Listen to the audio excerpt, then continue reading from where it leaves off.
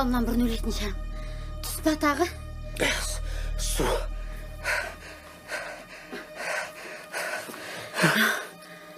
Алтын ба? Бұл жолы алтынды анық көрдім. Бұл бекер емес сияқты.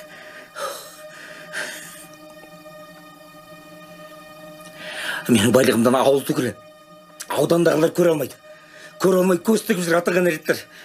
Әй, Қасқырбай, сенің байлығың кімге керек? Осы ауылда сенің байлығынан басқа аңдайтын адамдарда жұмыс жоқ па? Әй, сенің күдігіңе қарап, өзі ел түгіл бәрінен араласудан қалды ғой. Өзіміз жалғыз қалды ғой. Ағылсынып, мен күйгелектің арқасында жүр, қанның қатындай томпиып отырам. Сол қанның қатынан жынның қатына айналмасақ болды. Ана алтыныңды тығатын жерді тапқанда маған айтып оятарсың. Азанда жұмысым бар.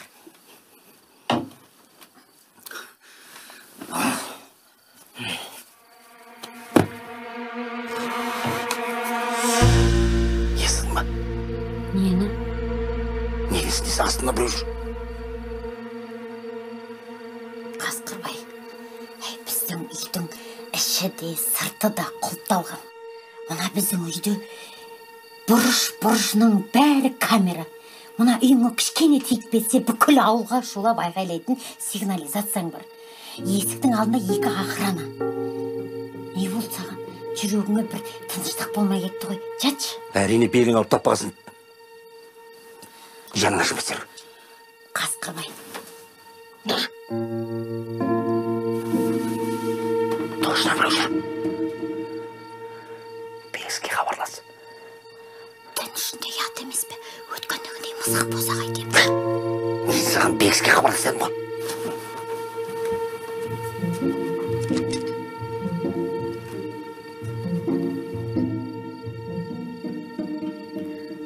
Алло, Бекен-ай, кешірші. Ағаңның тағы да паранойя басталды.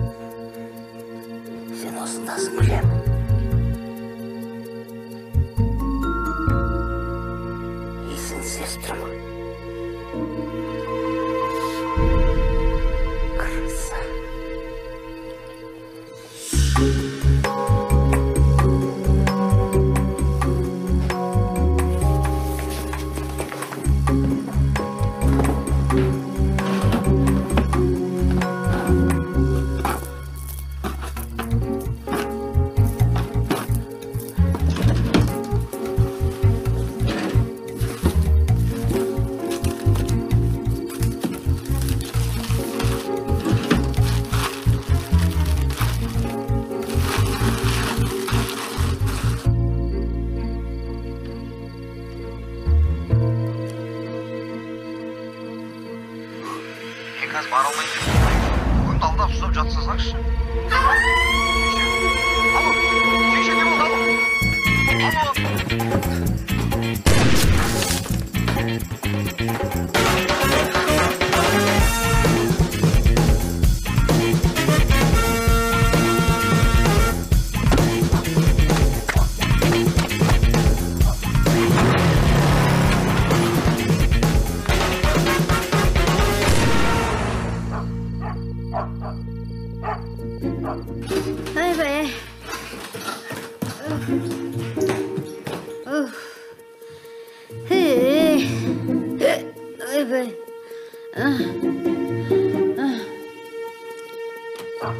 Bende! Kız bugün ne oldu? Bende mi oldu? Bende şunu getir.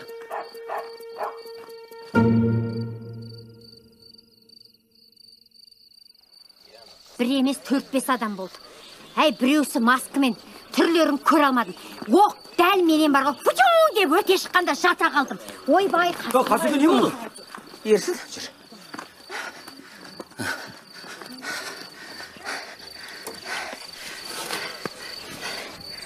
Сен қалай ойлайсың, менің үйімде ұрлықшы емін-еркін тайраңдап жүр. А сен тапсырып кеткен мына ишак қорылдап ұйықтап жатыр. Құдды бір жездесінде жатқандай. Сонда мына мес қарны үшін ақша төлеуім керек па саған? Ой, ұры болғанда соншалық не ұрланды? Құдайға шүкір, сейфті ашпаған. Енді? Алтын мен ақша ұрлаған. Қайта артынан атылды көрдім. Өріп қалды екен десем, жансүреген тұрып қашып кетті.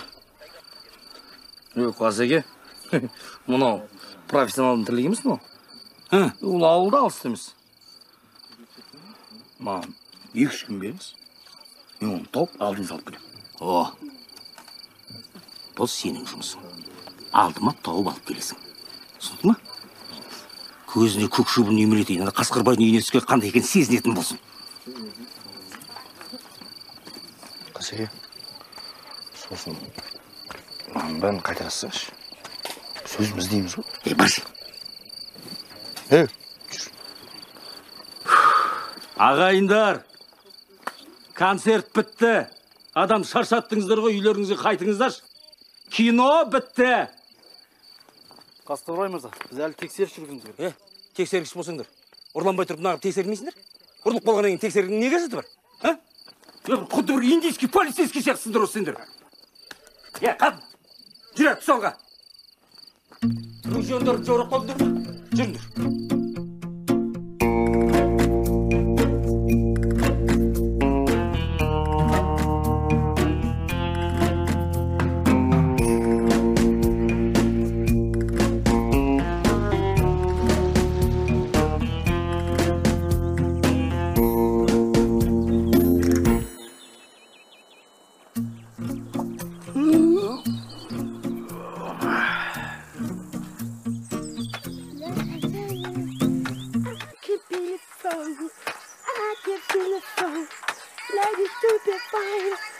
Күлпәш, шай жейікші?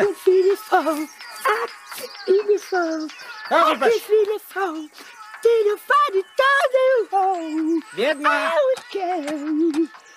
Ит балық! О, ишак!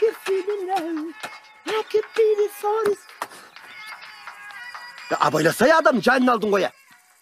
Жалмауызға да жан керек деген? Конечно керек. Сен құсақ қашши деп бедің мені? Үйдегілер қайда? Шай ішейік та? Жұмысқа кетті ғой бәрі. Сен құсақ бос адам жоқ қойды, Шанхай түске дейін ұйықтайтын. Сағат 8 енді болды ғой? Наконай, ана күнге қарасана күнге.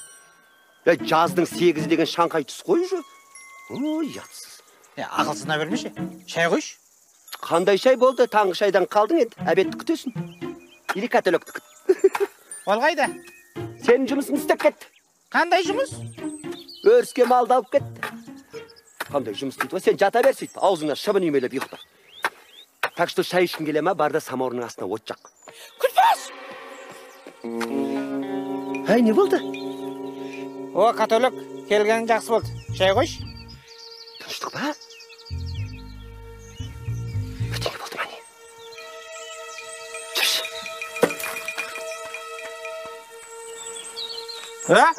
Менен жасық не істеп жүрсіңдер? Подозрительно?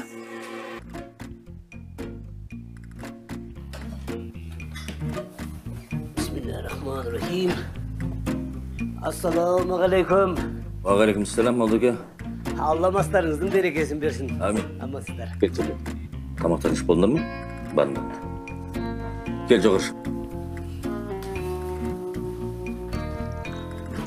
Bismillahirrahmanirrahim. Bismillahirrahmanirrahim. Allahu Ekber. Kasike. Korkkan artık kıvanç olsun. Мені басынған адам тапсам, сол мен үшін қуаныш. Жау, сырттан келмейді молдеке, кімде болса осы ауылда. Қазір ана азын-аулақ ақшаны тауып алып тойлатып жүрген жер қазалар. Желкесінен шығарам, қарада тұр молдеке. Каталог, тура 1 миллион теңге. Молодец, каталог. Ойбырмай, сенің анау тіміскеленіп жүретін пайдасы ақыр бір тиді ау, каталог. Мә, Күлбаш, біреудің сақадай сайғып жинап жүрген ақшасы шығар, керегім бешіретім деп. Апарып берек па? Кімге? Или орын апарып қайттан қойып қояйық. Ай, каталог. Яғы осы сенің қасыңнан періштелерің ұзамайды осы. Құдай да бізді өлсін демеген шығар. Қайдан білесің? Біздің де бір ісіміз Құдайға жақып қалып. Жоғалтқан адам бір косяк істеп қойған шығар. Каталог, мұндай шанс 100 жылда бір келеді. Соны жіберіп алмауымыз керек. Давай екеуміз 500-500-ден бөліп аламыз, ешкімге білдірмей, я? Мақұл, келістік пе? Мен холодильникпен пылесос аламын, сенші? Мен ба? Дүшінге бересі олым. Қуасың ба сен? Не үшін бересің оған? Ол қайдан алдың дейді, сен тауып алдың дейсің, қалғаны қайда дейді, Күлпашта дейсің. Болды, содан кейін екеумізге ақша жоқ. Бір мороженое жеп, мәз болып отырамыз, риза бол. Тауып алдық дегенімізге сенсе жақсы, сенбесе қып-қызыл ұры боламыз екеуміз. Ешкімге айтпа, каталог, жарай ма? Екеуміздің секретіміз болсыншы.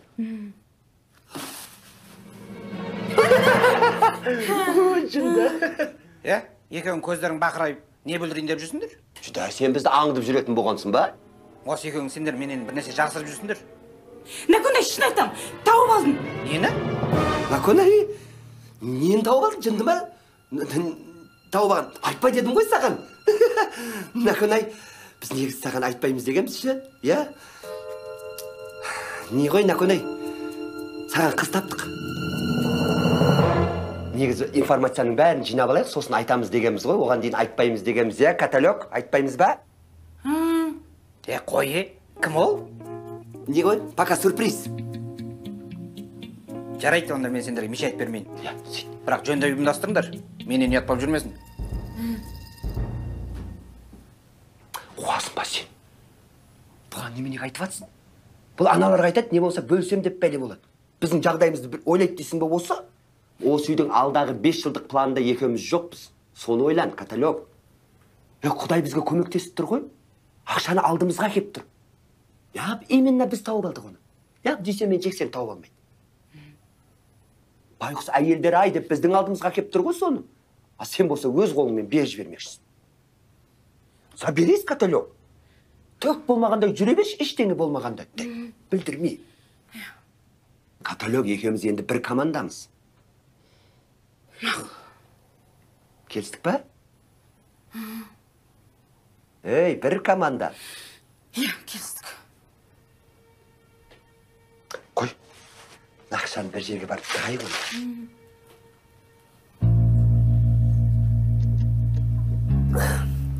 Кімде болса, ертеңі қазынасын оң сол шашады ғой ол адам, Қасеке. Сен бар ғой, жамағаттың арасында жүргенде сұрастыра жүр. Кім келген кезде олжалы болды. Уайымдамаңыз. Біздің ауылда тауық алса да әңгіме жүреді ғой. Белгілі ғой.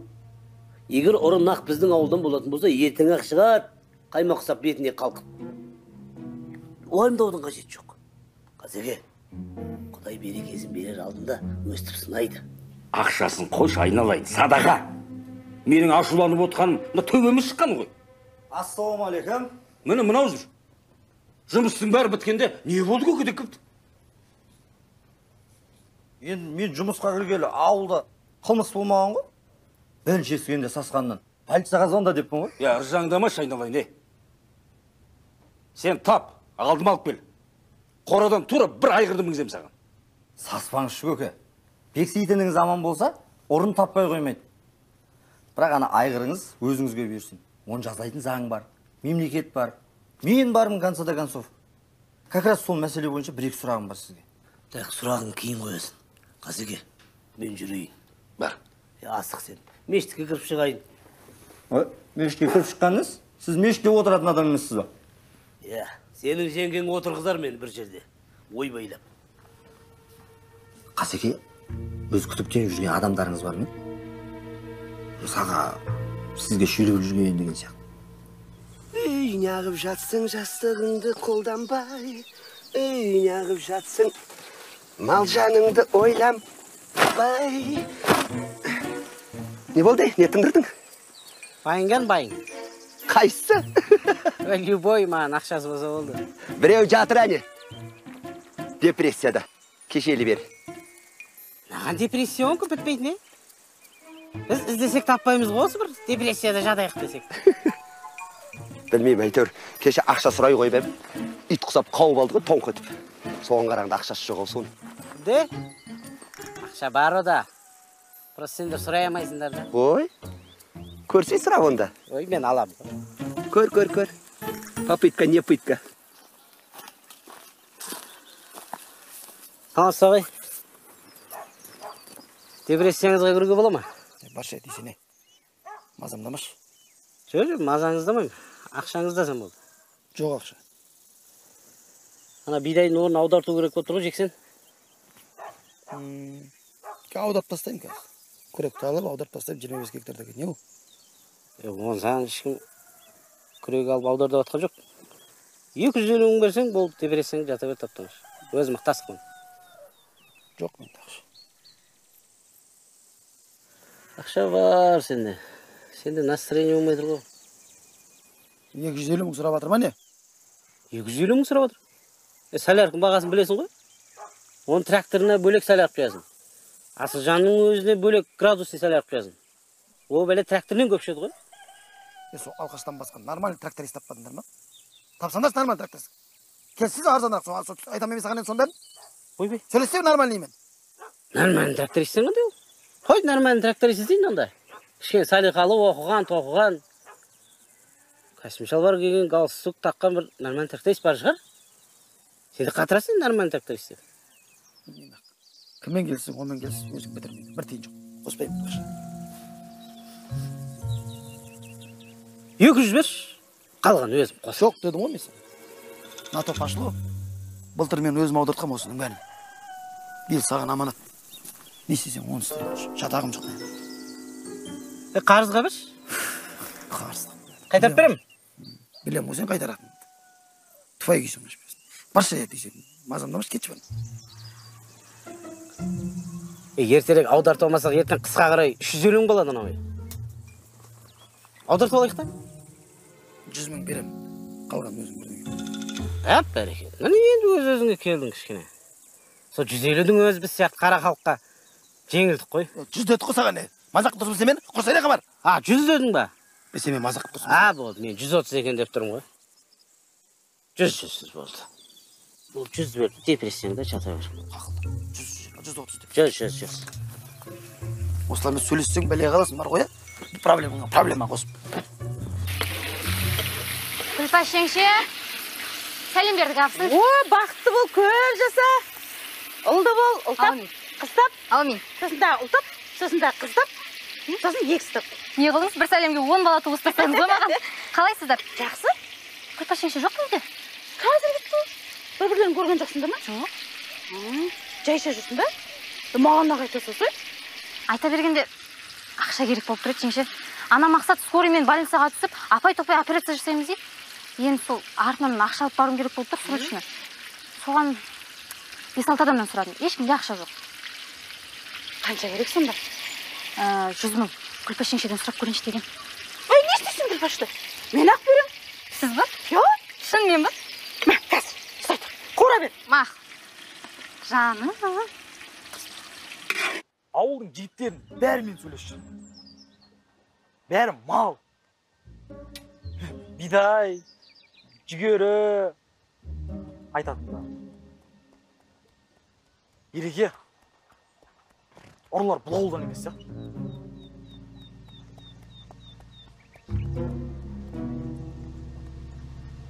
Қатындар не?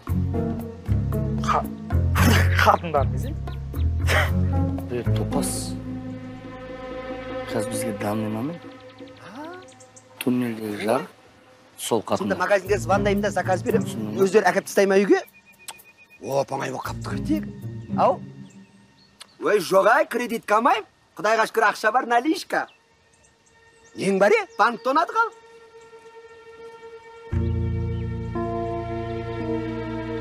Рахмет жеңше, мақсат шыққан соң өзі қайтарады ғой. Ой, я, жазылып кетіңдер. Бопты.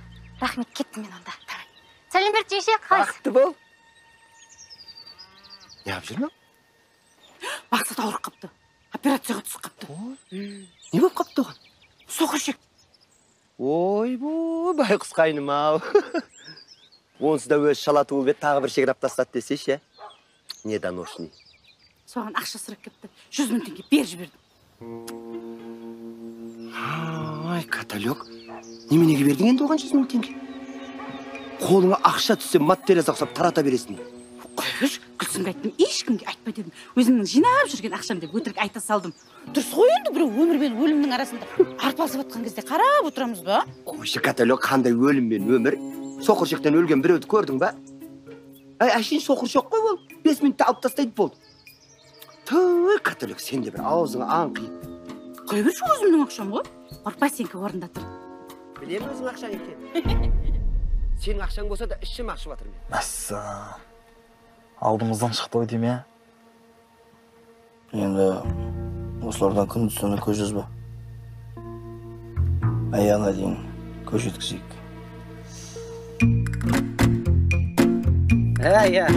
Науқаннан қап кетпей жүріппен бірге. Аудартып алайық деп қой. Қарызға бере тұр. Айдың аяғында берем ғой. Жоқ па. Жоқ, ренжіген жоқпын. Жоқ түсінем, ренжіген. Жаман ренжіген. Сенің ақша қарызға сұрағаның міндет қой, тек ренжіп қап, қиын қылдың ғой. Ана ақша бере алмаған адам ялып қалған шығар, я? Жоқ, енді адамдарды қызғыз. Бірден айтпай ма? Сылтауrat. Кеше бар ет, бүгін жаратып қойды. Жоқ шығар енді. Düşен саған ақша не үшін керек? Ана жерді аудартпайын ба? Диірменге бермейін ба? Киінбейсің ба? Ішіп жемейсің ба? Бала-шаға оқытпайсың ба? Ақша керек қой, каталог. Сосын не істеу керек дейсен? Пахат так пахай. Итак пахай ме? Қайда. Сен күйеуің құсап жылап жатқан жоқпыз ғой. Жексен шақырмадың ба тамаққа? Аштан өлсін. Апам қайда? Апам жоқ үйде, қыдырып кеткен. Олгул апамда. Düşен сонда саған қанша ақша керек? Ой, бір беретін құсап сұрай бердің ау. 100 000 бар, 150 000 керек. Проблемаларын бізге айтпасаңдаршы, өздерің тапсаңдаршы. Біз сендерден ақша сұрамай жүрсек, соған рахмет айтып, движенияларыңды істеңдер давай. Сұрамаңдар бізден. Ешкім проблемасын айтып отқан жоқ сендерге? Айтайын деп отырсың ғой, сәл үндемесек қазір. Сұрақ қой, жауап бердік әшейін. Қайта каталогқа рахмет. Материалын болмаса да қанша керек деп моралін сұрап атқам. Көмек бер. Бір кісілер қыса пат-пат-пат проблемаларын айтқанды. Дүйсен менің бар емес бе, я? Жинап жүрген ақшам бар. Как раз 150 000 теңге. Ешкімнен сұрамайық қой, соны саған берем. Мынау әзіл баса бар ғой, я? Жостық не қылса деген. Әзіл деп отыр әшін, қайдағы ақша? Әзіл ғой, я, каталог? Әзіл ғой? Не какой әзіл? Шын айтам? Қазір.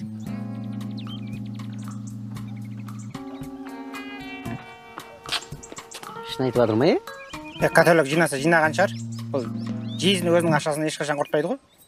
Шын болса бар ғой, мен каталог әлдеті танымайды деген дұрыс. Рас, бар ақшасы жинап жүрген. Просто планымыз басқа шетте біздің. Ақша каталогтан план сенен десей? Жапшаусың де. Пландарың бітшіп шықты ма? Міне, Düşен, саған ал 150 000 теңге. Шын мен әкетті ғой? Каталог? Сен каталог емессің. Сен Катюшасың бүгіннен баса. Екеуің бар ғой, ә? Катюша деп еркелетіп жүріңдер. Мен неге еркелетіп? Ақшаны алған сен ғой? Каталогым бұл, каталогым станция.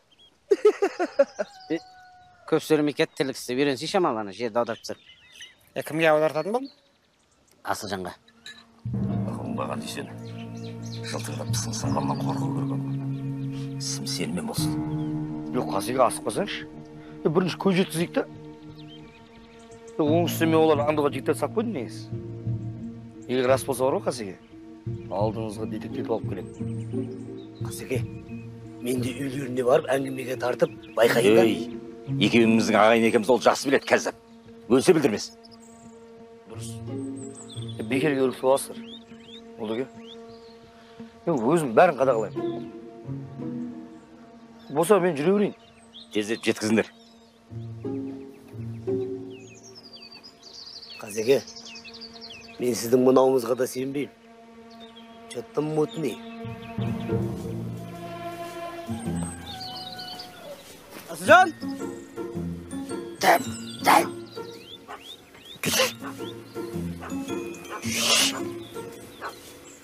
Тышылба. Асылжан мас. Түпіл іші бала. Ей! Асылжан мас. Мен бір жау кеп қойған екен десем. Іші баса жау қомаған ол. Неменен қорқасың? Аяқ қолың балғадай. Бір топ еткізбейсің ба? Соны айтам. Осыдан кейінше дәл сөйтіп істеймін. Бытшытын шығарам. Қақта отыр? Отырғана Шыңғыс ханның оң қолы құсап, бірдеңе шешетін адам құсап. Надоел уже.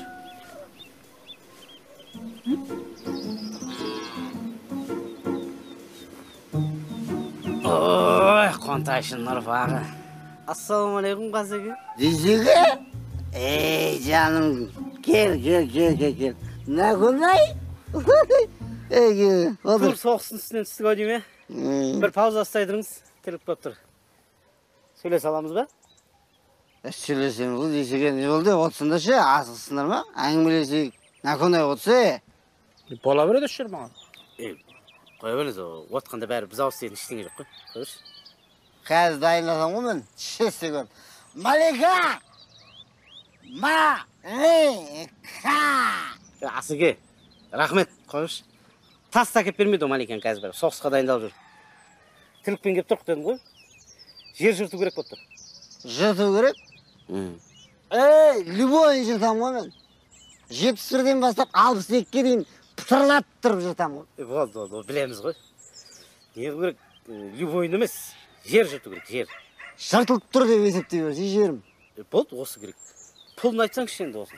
Пұл дейсің бе, пұл. Пұлы қанша деп айтсам болады, а? Танысымызға арзында айтта не? Тоқта!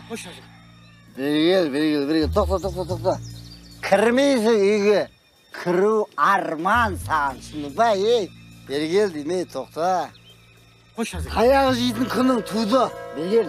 Қош Асыге. Дүйсеге жібер. Ятпады, қош. Жібер дүйсеге. Намыста тиме. Дүйсен, жіберші, не істей алады екен, көрейік тәлтірек. Берге қалай не істей алады? Маған әңгіме айтып тұрсың ба сен, не? Бергеші. Исахан тұр, денің бес кәсіп қылай. Нечестно ал, тасаң. Осы, қолмен ұқылатам ба? Бір жағымен құлатам ғой сен, не? Қонақтар кетсін. Құдай қаласа, одан кейін мен бытышының шығарым мүмкін. Құдай қаласа. Алқаш неме. Не мен, не сен қалам осы үйде, түсіндің ба? Қонақтар кетсін деңіз сан. Баш, Малика, үш бол. Қош Асыге, не алдың сен? Туып кетті. Іштен еш жоқ дейік біз ғой. Нақонай, қыш. Қолың бар ғой өзің ғой? Асыге, уақыт жоқ, біз кету керек. Кейін өзіңіз құйып іше бересіз. Бағана жыртам дедің ба, жыртшы дедің ба, не алдың? Соған кетіп қой, жер жыртып берсеңізші. Бол. Бүгін ана қамбаштықын жыртам, ертең сен жыртам, арғын Маликаны жыртам. Бол, Малика, өзіңіз білесің Малика. Бол. Азырақ ішіп шамал. Демалсаңшы, бір айға созып жүрмеңші мен күні. Бол, 29 күн. Беріп кетейін да. Малика, көріспеш, тезіз тұрбеш. Сосын айтпашы. Ақша берін айтыш. Обижайшы Асыге, қашан айттың? Негізді дей? Айтпаймын мен. Айт. Жігітсің.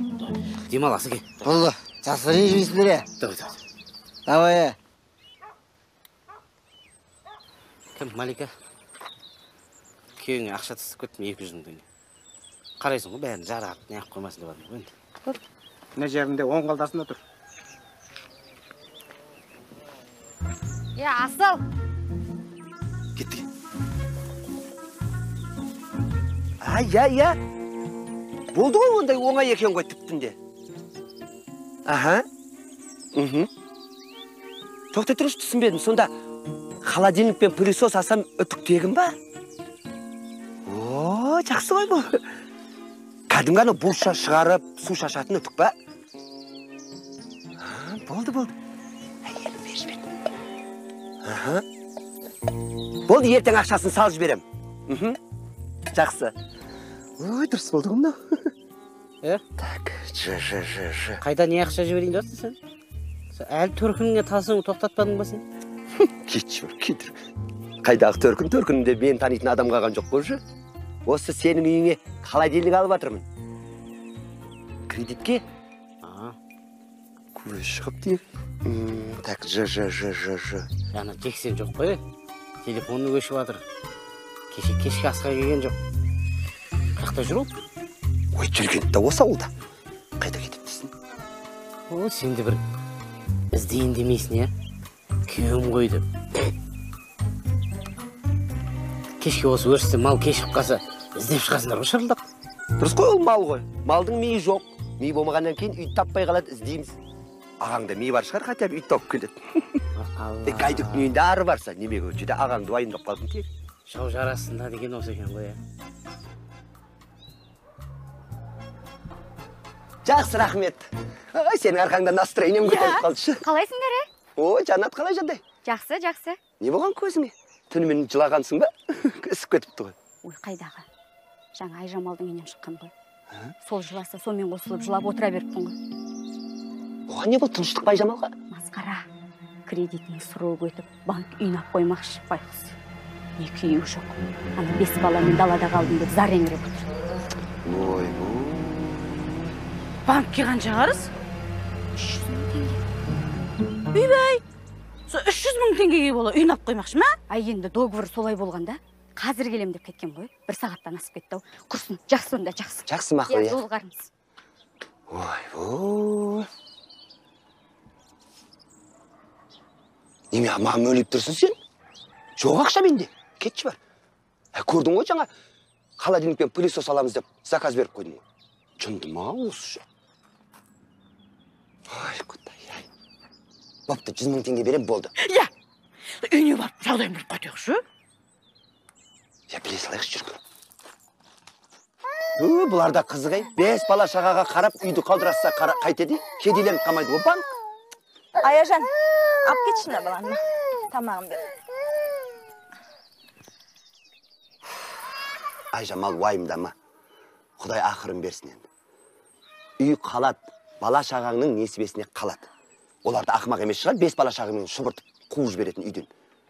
Просто қорқытып атыр, по-моему, олар сен. 1 ай қорықтар, 2 ай қорықтар. 3-ші айда бәрібір ап қояды ғой. Айжамал, уайымдама. Біздің күлпәшегіміздің жинап жүрген 300 мың теңге ақшамыз бар. Соны саған бір ауыздан береміз деп шештік. Каталог 100 мың теңге ол қуасың ба? 100 мың теңге қалды ғой. Анақса ше, еші. Шынды осы қуат кейдеші. Қандай ақша? 300 мың шығады. Қыздар, көңілімді босатып жібердіңдерші.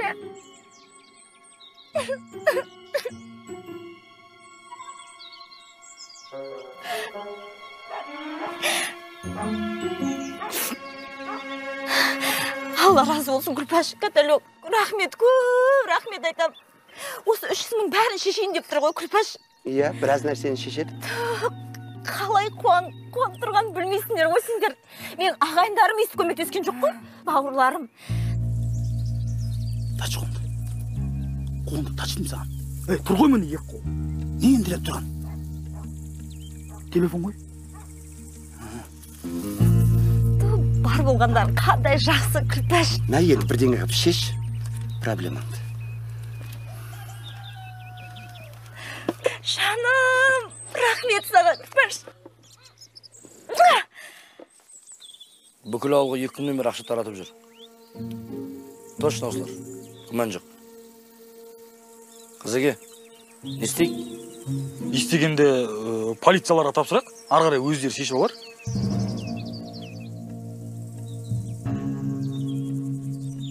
Жоқ, мен бұларға басынғанды көрсетейін. Бұлай істейсіңдер. Я. Сол кешегі біз ғой. Аламыз дегеніміз холодильник, бірақ енді алмайтын болды. Ақша жоқ. Жоқ, рахмет, кредитке алмаймыз енді. Білем, алған жерде, бірақ енді оған жағдай жоқ қазір енді. Бірақ анау шаң сорғышты аламыз. Шаң сорғышты аламыз, иә. Әкеліңіз. Қашан? Ертең болды, ертең болса ертең күтіп аламыз, иә, алып келіңіз. Айтпақшы, сосын не ғой, өтікші. Бермейтін болдыңыздар ма? Мейлі, иә. Әкеле беріңіз шаң сорғышты. Жақсы, сау бол. Петр өтікті бермейтін болды. Сенің кесіріңнен не өтік жоқ, не холодильник жоқ. Нең бар есі Айжамалда? Күлпаш, сен ештеңе сезініп отқан жоқсың ба? Не сезінуім керек мынандай жағдайда? Не сезінуім керек? Жан дүниең бір өзгеше болып отқан жоқ па? Рахаттанып? Біртүрлі болып отыр. Бірақ точно рахат емес мынау. Жыным шығып отыр саған шы. Тоқпақтап тастағым келіп отыр. Менде басқаша болып тұр. Күшті бары. Рахат, жап-жасыл. Бабочки порхает, соловей поет деген сияқты. Күшті еді. Ой, ішіңде сондай болып отыр ма? Менің ішімде қарғалар қарқылдап, жыландар сылдап тұр ғой.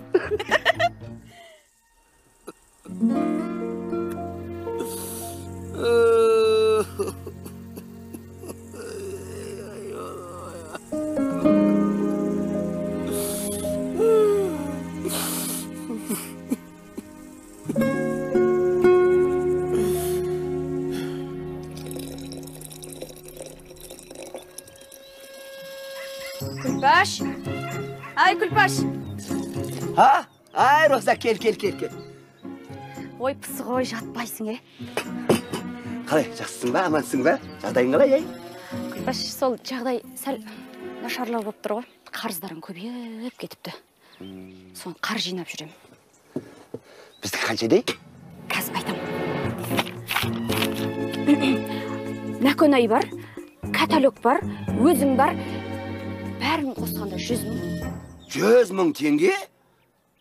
Не алдық соншама 100 мың теңге беретіндей? Сенбесең көр. Қуасың ба сен?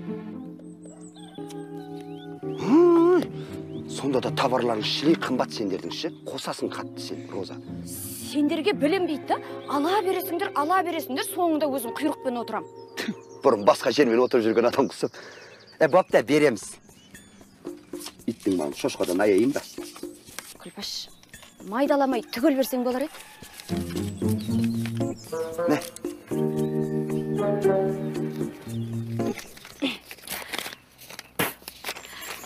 Товар әкесем, сендер үшін әкелем ғой.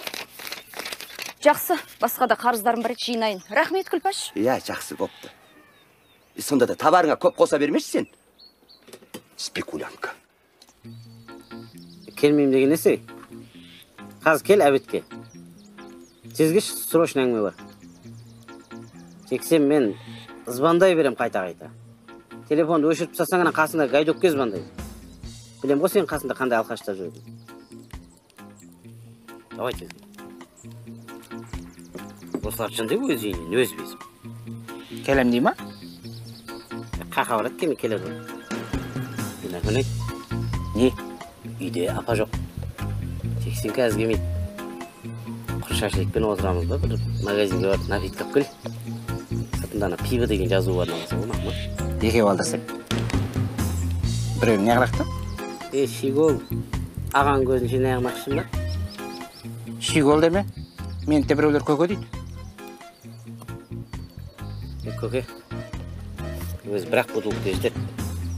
Қабақса мороженое аласың да? Жыланып қал. Осы көзің сорасы кетпейтін болды ғой сенің. Бар. Күндістіні бір тынбай, дала кескен ақ бұлақ.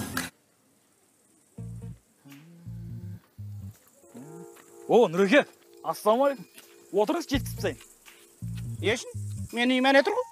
Сен қораз қатты айт дейді ғой. Қораз берді көрші болған. Мені таниды деді ма? Кім айтып жүр оны? Бір адам емес, ауылдың бәрі айтып отыр. Ой, Қан қоразың? Тауда қорада ғой. Онда мен үйге тастап шығайын? Зу өтіп барып кеттім, 10 минут уақыт кетті нереге. Кеттік. Сіздің машина мініп апсыңдар ғой? Ехал, кет. Бас.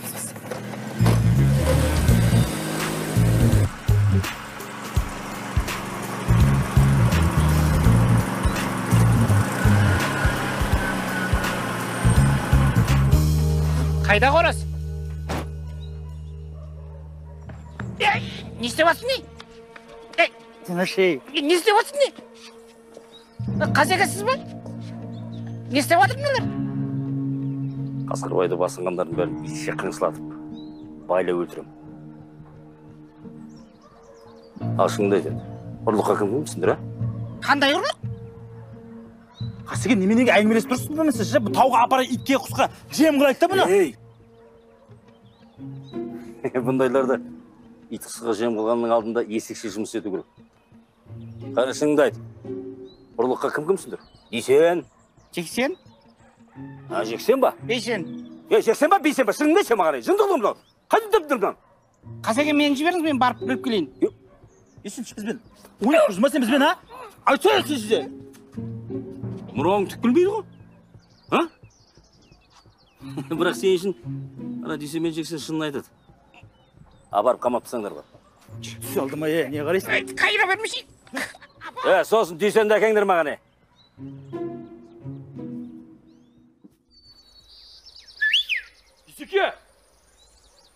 Дүйсеке!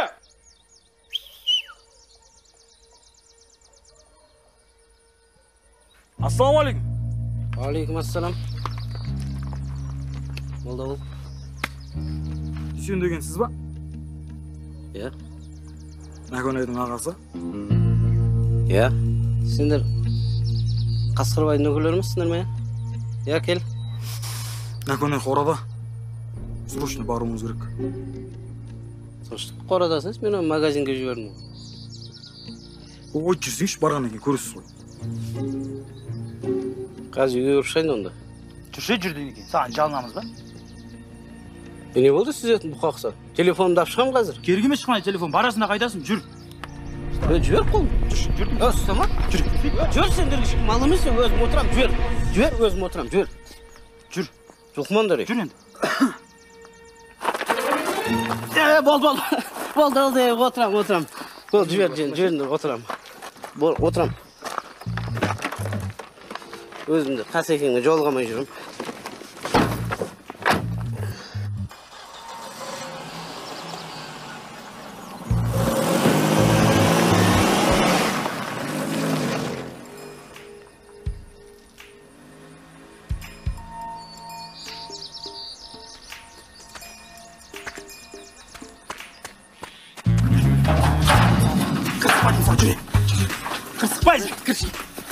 Қолым сындырасың не? Жүре бәдің сапамен жүр. Балашағым, сен асырайсың ба қолым сындырса? Жүре. Қуасындар ма сендер іске? Жүре қолымды. Отырға қасен кере түсін бә, сөйлесет кәсендермен. Мал екесіңдер екеуің. Дүйсен? Күнай? Дүйсен? Бәле? Бауырым, мені құтқаруға келдің ба? Не білдіріп жүрсің тағы да? Білмеймін. Сені бірдесе ұрлады дейді ма? Мені ма? Не ұрлаттым мен? Қазір Қасқырбайдың өзінен сұрайсың. Жынды оққан ба Қасқырбай? Ал жейін деген ба? Үйіне бір ұры түскен сияқты. Сөйтсе? Соны бізден көріп жатыр. Емені үйіне ұры түссе бізден көре беру екен де? Дәлелі бар ма? Қазір оны өзінен сұрайсың. Айтпақшы пивың міні тұр, Шыбал. Құршеп пивың міні. Әйтеуір жүрген жерің приключение сен артынан өстіп кеп жүреміз постоянно. Мен не істептім? Мен не істептім. Жұмсадың? Жұмсадым. Бар деген жерге бардым? Бар деген жер, бардым. Не дейсің маған? Не дейсің?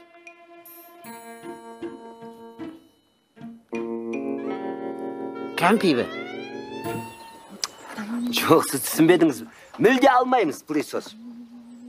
Енді неге болғанда жағдай келмей тұр еді? Өзіміздің каталог деген пылесосымыз бар. Шаңның бәрін сорам деп отыр ғой. Жоқ. Иә, түсінеміз, бірақ... Кредит. Алло, сен кредит... Жексен! Қазір өзім алатын кезде міндет түрде сізге хабарласам. Жексен, не болды? Қайдық настроен көтермеді ма? Келей, ламбада билеп берем. Шай қояқ па? Ішпейме. 80 мың теңге қапты. Сенің кесірің осы. Кеше ғана миллионер болып отыр ек. Бүгін отырысымызға бишара бұл.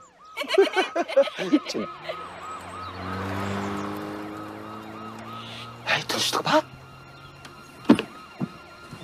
Бәрі жақсы болса екен. Тыныштық ба екен?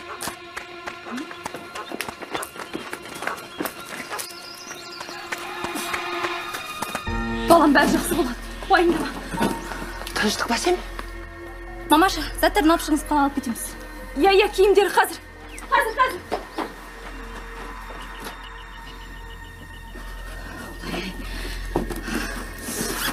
Ештеңе ұмытпайық сен. Иә. Ал, қыздар, үй бәрі сендерге аманат. Қарайлап жүресіңдер. Уайымдама. Бәрін өз үйіміздегідей қараймыз. Ең бастысы балаң жазылып кетсін. Қабылда. Вақтадан келіп қалады. Сұранам деп жатқан қыздар. Дұрыс бопты. Мен қашан келетін белгісіз енді. Өзің киімдеріңді алып осай? Иә, мен халаттарымды алмаппын ғой. Мә, каталог, сен алып шыға берме, қазір халаттарымды алып шығам. Қазір.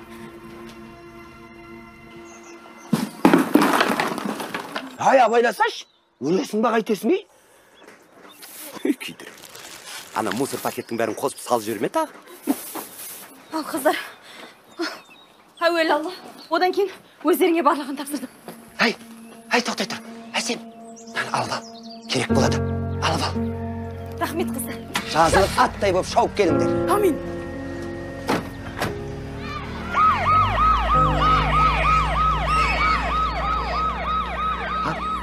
Сексен мың теңге де жоқ.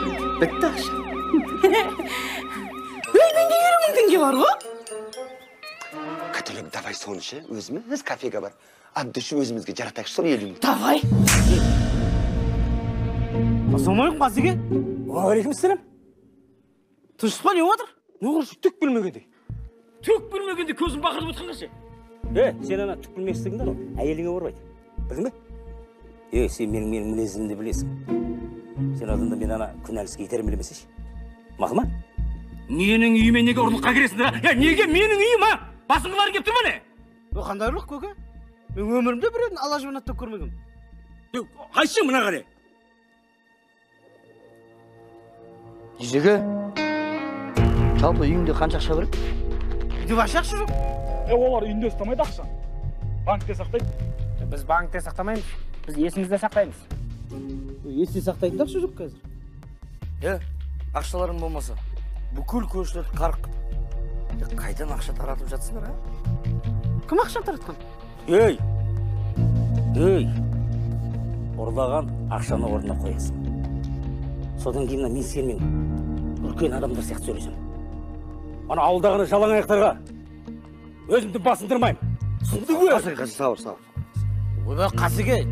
Әкесі өлгенді естіртеді ғой. Айтып өлтірсіңдерші, не отқан не? Дүйсен, жалпы қашан деп ойлама. Бәрін біліп тұрсың. Біз көрдік, 2 күн бақыладық. Ана сенің әйелің мен жеңген бар ғой. Мәзіп бүкіл ауылға ақша таратып жүр. Сол таратып жүрген ақша кімдікі? Соны айтшы, кімдікі?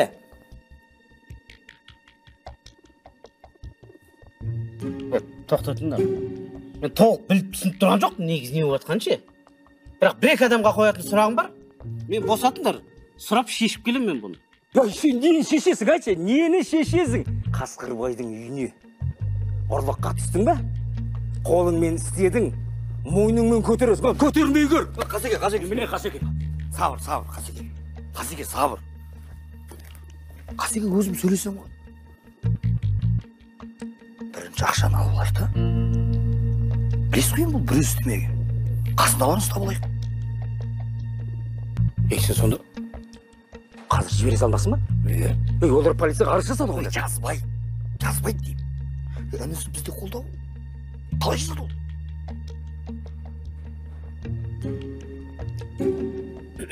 Көрдіңіз ба? Мәселе қайда? Маған сенсеңші, бәрін өзіміз деймін. Қысыге.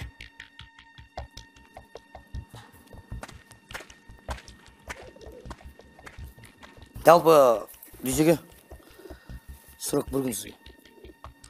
Ініңіз бізде қалады. Полиция алмау артаңнан ер емес. Білесің ғой? Егер анамна болып отса, ренжіме. Іннің тау жоқтан іздей бер. Мен не кінәм бар? Ақшаны ұрлаған мынау. Солай деп жатыр ғой. Аумау, әңгіме болмайды. Келем дедің ба, келем.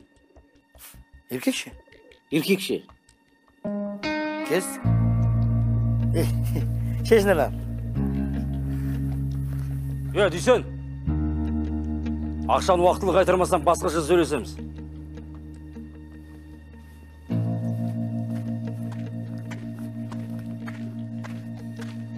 Қысыге. Ананы басқа жаққа ауыстырайық. На всякий случай.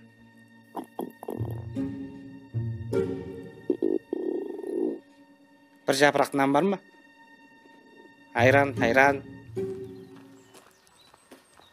Дүйсеге! Дүйсен! Наконай! Самат, айттым ғой жаңа бұларға точно бірдеңе болған деп. Дүйсен! Екеуің Шанхай түсті қыз жүрекпен төлеген қысып не көрсіңдер? Каталог, Дүйсен қайда? Білмеймін ғой, жаңа шығып кетті ғой. Қазір келетін шығар. Мә келеді. Жаңа өз көзімен көрдім, Самат. Дүйсенді қолынан бұрап, ана қыз ұрлап қашқандай машинаға салып әкетіп қалды ғой. Өз көзімен көрдім. Маған сенбейсің ба? Не болса аузынан авария боласына жүресің сен? Ассалаумағалейкум Дүйсен. Самат, жүр әңгіме бар. Дүйсен? Католик, сен де жүр. Міне, күлпәс шағыр.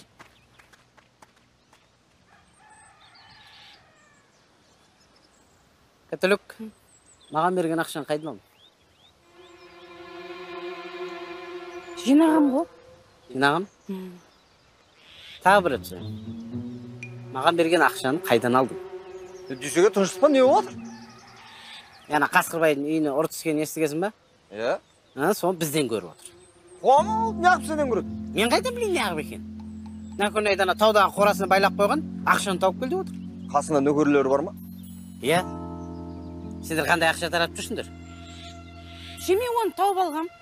Шын айтам. Көшеде кетіп бара жатқам ғой, әшейін. Новый пакетті көріп қалдым да, сол көре салайын деп ашсам ішінде ақша шықты. Қайда енді ол ақша? Срочно деп. Не болды сонша? Ақша қайда? Не ақша? Қайпаш біліп қойды. Не болды сонша? Сол ақшаны таппасақ та күндерің өтіп жатыр еді ғой. Тегі ақша қайда деп. Өзінің ақшасын жоғалтқан адамса. Тауып алды қалып, не болды сонша? Не болды сонша? Қасқырбай семьяңмен бірге қырам деп отыр. Нәкөнайды байлап ұстап отыр. Ақшаны тауып кел деп отыр. Нәкөнайды? Кісі шығар бұл тегі. Бекіске звондаймен қазір. Звондамай ақ қой оған.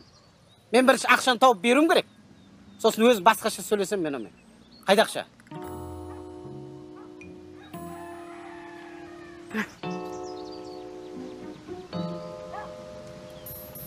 Қалғаны қай? Күлсінге бердім. Мақсат қатты ауырып қапты, больницаға жатып. Максын кеше ғана шауып жүреді. Кеше ғана шауып жүрсе бүгін ауырып қалды да енді. Адам ғой ол да. Дүйсен өлім аузынан қапты ша. Ажалы жоқ екен бейшара. Көрер жарығы бар екен қайта. Соқыр шекті өлмейді деген ғой. 150 мың теңге саған бердік. Осы жерін аударбасыншы көзің сорасы ақпайды. Айжамалға 300 мың бердім. Үйінен шығарып жіберейін деп жатыр ғой, бала шағасымен. Масқара, ана банк үйін алып қоймақшы болды ғой. Әйтеуір үйтіп, бүйтіп ап қалдық қайта. Ақтабан шұбырынды болып көшеде қаңғып кетер еді. Сағираш бар емес пе, баласына ақша керек болып сұратқан екен, апамнан 200 мың теңге беріп жібердім. 100 мың теңге магазинге кетті. Опырып жепсіңдер ғой бәрін, жалғыз мен жеген жоқ.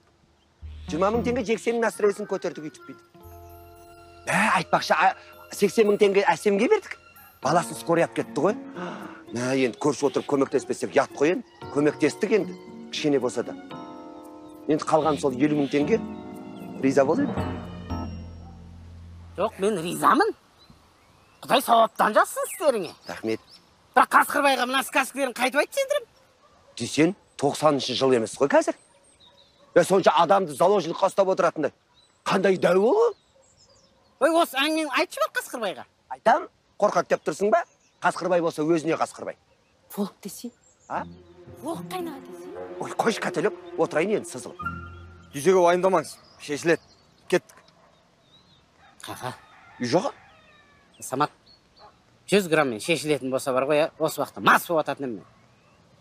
Басқа нәрсе. Сендер бар ғой, бірақ шықметті шығарып қоймаңдар. Ешкімге білдірмеңдер мынаны, мақма. Кеттік жүзеге.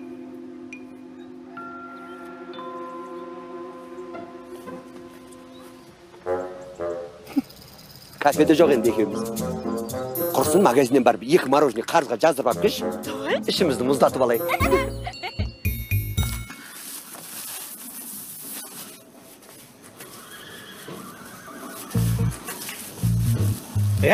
Мына Қасекең екінші қорасы емес пе? Мен бұл жерде 2 ай жұмыс істегем. Жігіттер, қазақсыңдар ғой. Қарын ашып кеттім, бір нәрсе беріңдерші. Жейтін не бар екен, көріп келемін. Бауырым, қолым шешші. Бәрі қашып кеткеймін ғой. Сөйлей бермеші, көп сөйлей дейсің сен негізі. Атың кім? Бір-бірімізге мына жерде сен, ей деп жүреміз ба? Мына жерде ұзақ жүретін сияқтың ғой, біліп алайық та.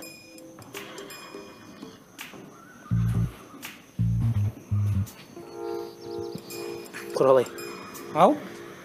Құралай деймін атым.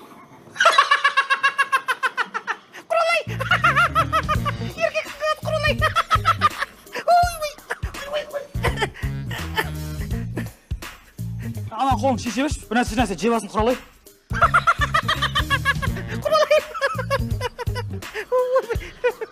Шешпе қолын, ашы. Дәл үсті жесін, мен де қолын байлау кезде көрейін, үстіне күліп отырайын. Же! Же, ас болсын. Кешірші Құралай. Ой, бұндай да болды. Құралай. Арқын. Қампыққан арақтарыңыз іздеп жүрген жоқсың ба, О, таптым. Міне, апам самауыр. Апаң еске алып отыр, шай ішейік. Дүйсеге, Қасекең қайып жыл тауда алтын бар деген сыбыс іздетіп еді ғой, біраз есіңде ма? Иә, білем. Вот соны тауып алмаймыз. Қасекең таппаған алтын дегенді біз іздеп табамыз ба? Стасына, Опа. Мынаны сар жезбен күмісті сынап қосып балқытатын болсақ, алтыннан ешқандай айырмасы болмайды. Сосын Қасекеңе барасың, алтын таптым, келін айтам дейсің, одан кейін Қасқырбай сен алдында құрдай жорғалайды. Сен қақтан білесің? Қасекеңді білеміз ғой. Қасекең мен де білем. Сынаппен жез қосып алтын істейді неме қақтан білесің? Оны баяғыда бір тірліктер болып, сол кезде біраз ізденген ғой. Айтайын, қандай эксперт ақпесіңде бар ғой, ешқандай алтыннан айырмасын таппайды анан. Бопты ғой мақұл, оны жасарымыз ал, жасадық. Ертең бір күн болмасын, бір күн арты ашылады ғой, не болады? Білмеймін, дүйсеге көресің. Негізі мен жақсы вариант айтып тұрмын саған. Боп, жасайық. Ақырқысын көрерміз. Бірақ бір носы бар да. Бәсе, сондай. Бір носы болу керек қой. Не но? Мынау 2 күннен кейін қарайып қайттан жезге айналып кетеді. В общем, 2 күн уақыт бар ма бізде? Тәуекел істейік.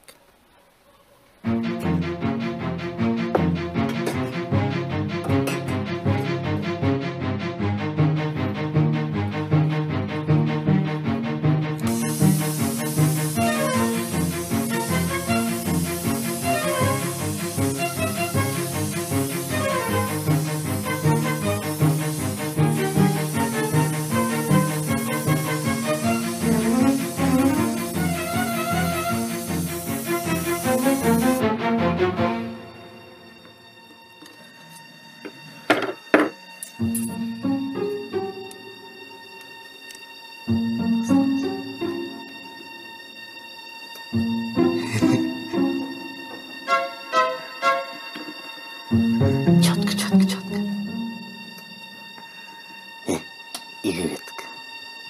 не істейміз айтам.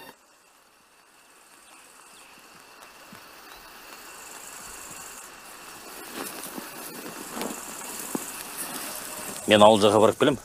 Мен жоқ кезде Дүйсен келетін болса, күтсін. Қазеке, анау келе жатыр.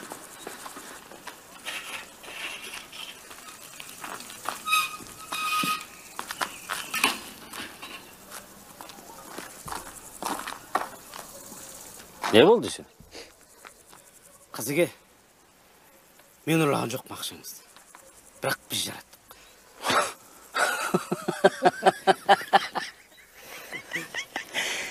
Дүйсен! Сен мына өз-өзіңді естіп тұрсың ба? Не айтып тұрғаныңды? А? Анау үйде келініңіз өрістен келе жатып пакеттегі ақшаны тауып апты.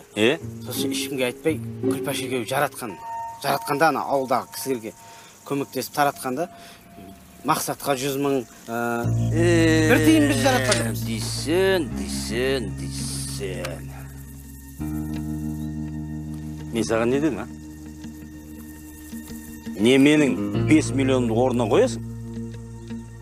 Не? Ойбай, Қазеке қайдағы 5 миллион? Қазеке біз білетін 1 миллион ғой? Қазір не айтсың да маңызды емес ол. Қазеке, мен не қылам мен сіздің үйіңізге ұрлыққа түсіп? Шын айтам. Мен өз байлығым өзіме жететін адам. Мен алтын кенін тауып ағам.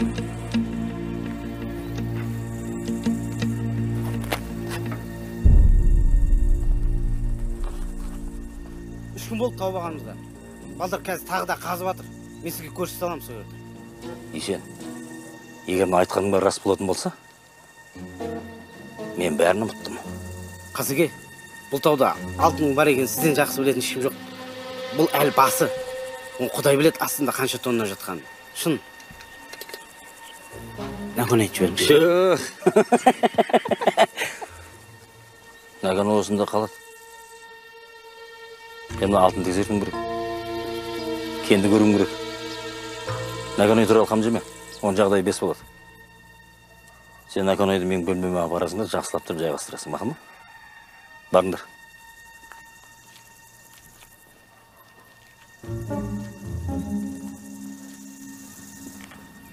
Кен қайда? Қотан жардың шығыс жағы.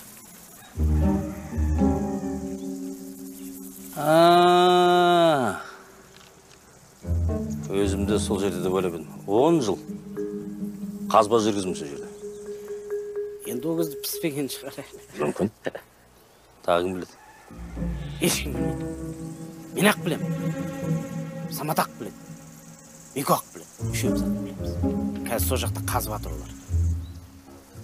Ауыздарына ие бола ма олар?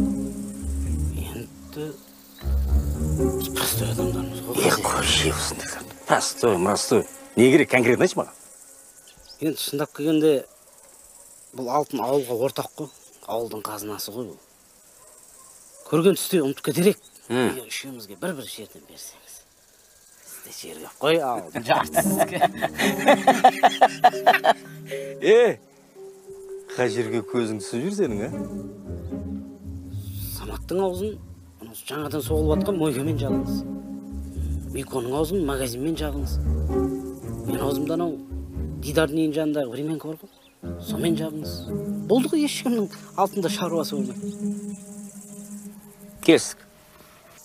Бірақ Қазеке, шын айтайын, мен ұрлыққа түскен жоқпын. Қойшы енді. Болды ғой. Сондай бір мылжың болып кеткенсің ба сен? Екеуміз бауырымыз ғой. Мен айттым ғой, бәрін ұмыттым. Екеуміз бір ауылдамыз. Дұрыс па? Бір рудамыз екеуміз. Не болған саған? Бауырым ау. Сен де бір. Егер мен алдайтын болсаң, ескертіп қояйын. Мына мойнымды бұрап шығу керек. Түсіндің бе?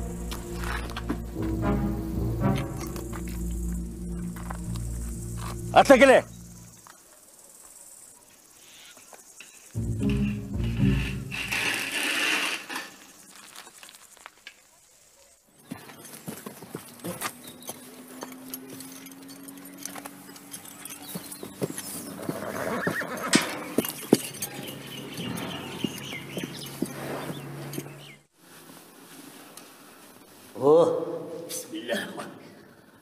Ассалаумағалейкум Қасеке.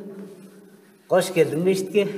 Қандай намазға келдіңіз? Қойшы, саған келдім.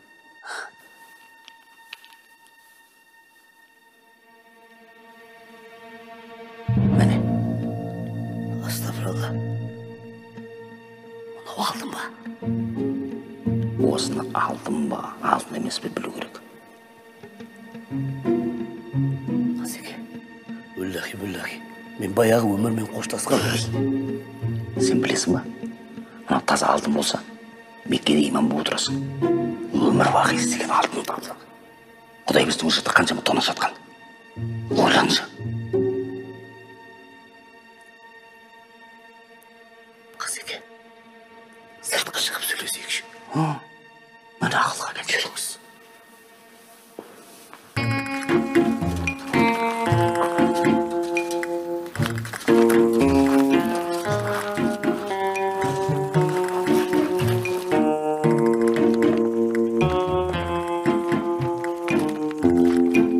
Алдыңдар? Алтын осы жерде туылғандай етіп қойдық қой. Уайымдама. Сен жақта қалай olur дүйжегі? Мен жақта қалай болғанда шегінетін жол жоқ. Қасқырбай қармақта главный. Енді ойдағыдай осы шешілу керек қой. Қасекең өлгенше есінен кетпейтін бір дүние болды да, Самат, ешкім ермек үшін істеп атқан жоқ не? Ешкімге айтып қоймаңдар. Жоқ, болды. Қарны ашып кетті, бірдеңе жеп алайықшы. Жүріңдер.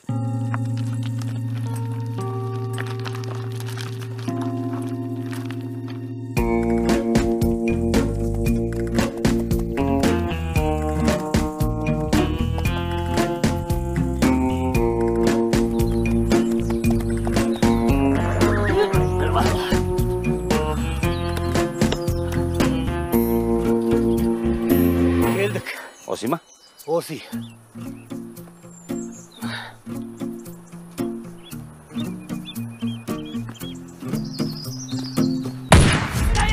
На месте стоять! Қолдарыңды көтеріңдер! Енді спокойно, только спокойно, отырыңдар! Осеке, мен ғой Темірлан. Да хоть Шыңғысхан бол! На колени! Шатыңдар! Осеке дейм. Мен ғой Тузик.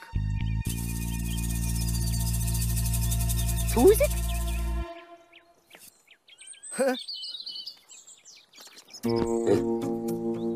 Тузик несі? Енді баяғыда карта ойнағанда постоянно маған тұз түсетін. Нейсенді.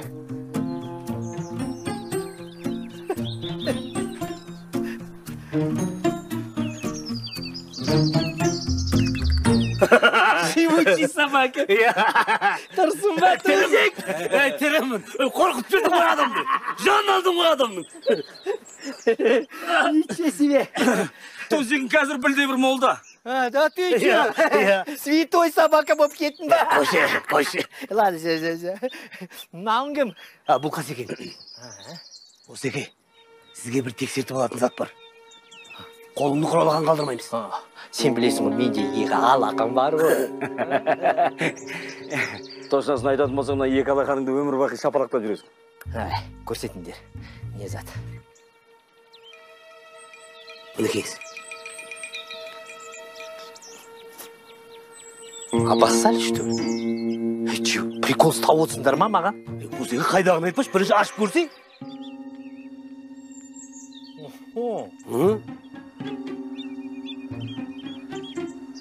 Свежевыкопанный алтын ғой мынау. Иә, жерге көп тастағам. Давай, крик. Че, особо приглашение керек па сендерге? Давай, Тузик! Кеттік.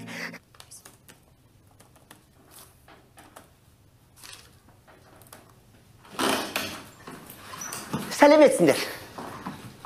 Қайда барасыз? Сұрамайсыз бірінші, бос па, бос емес па, кіруге бола ма, жоқ па деп. Қазір сұрайын, боссың ба, бос емессің ба деп өзінен. Саған келген жоқпыз ғой. Әкім болса саған әкім, маған қайыным. Ей, сигандар ұсап дарылдап жүрген кім десем, сен екесің ғой. Кір. Сен де бір қаланың әкімдеріне еліктеп, есігінің алдына біреуін жәрбейтіп отырғызып қойыпсың ғой. Қай бір жетіскеннен дейсің, анау, балсыз ғой. Шпион дейсің. бәсе деп қоям ғой. Секретаршы мұның не теңі жалтырайды деп қоям. Бәле, айналайын, әкімшілікке келдіңдер ғой, кішкене жиналып жүрсеңдер. Әкімнің алдында отырсың ғой, в конце концов. Айтпақшы әкім, саған бір шаруамен келдім мен. Көздерің сораларын ағыза бермеңдер. Қазір медпункт сап беретін ақша жоқ. Мына ескі медпунктты бір нәрсе пайдаланыңдар. Ай, мен сенің сол проблемаңды шешу үшін кеп отырмын. В общем, былай. Біздің ауылға медпункт, кітапхана, сосын спорт мектебін ашып берейін деп жатыр. Кім? Айтпа деп еді кім екенші. Кім екені өзі айтпаңдар деп құпия ұстап отыршы. Қасқырбай. Кім? Қасқырбай деймін. Ай, ана ауылда соғып атқан времянкасын, магазинін, сосын ана ұзын бір несі бар еді ғой, мойкыма бірдеңе. Соның бәрін халықтың пайдасына жаратыңдар деп беріп отыр. Балдардың бәрі стройка кіріп кеткен. Енді медпункттың стройкасы ертең бітеді, соның лентасын қиып ашу керек медпунктті. Қалғандарынан стройкасы біткеннен кейін аша береміз ғой шетінен. Сен ана ауданнан әкімдеріңді шақырып, мақтау қағаздарыңды жазып, лентаны қиюға дайындал енді. Медпункт соғып бере алмасаң да лентасын қиюға шамаң жететін шығар. Күлпаш, таң атпай не жеп аласың? Чеснок не шығып жатыр ма? Ей, жоға иісі құрсын. Не қуып отырсың деймін саған. Сен сонда маған сенбей отырсың ба? Мен білетін Қасқырбай болса, ол бірінші маған келер еді ғой. Одан кейін ол Қасқырбай ауылға сондай нәрсе жасап отырып, ешкім білмей қойсын деп айту мүмкін емес. Сені құйрық сымағыңды креслодан көтерді, барсайна стройканың басына. Қызу стройка жүріп жатыр. Ертең ашылу болады медпункттің деймін саған. Шын айтып тұрсың ба? Сенбейді онда ба? Жоқ, ол не үшін ешкім білмесін деп қалды, маған сол қызық болып тұр. Кім біледі, есі кірген шығар. Жаңа Қазақстанға жаңа Қасқырбай болып кірейін деп атқандықта. Нең бар, жұмысыңды істетіп алсай пайдаланып. Қоя тұршы, жүрші, мен өз көзімен барып көрейінші мен бірінші. Жүр, көресің.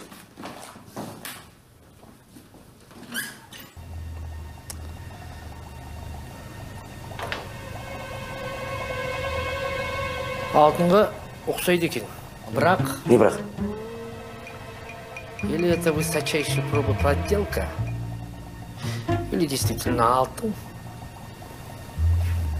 Или вы что-то мне не договариваете. Балалар топ алыпты.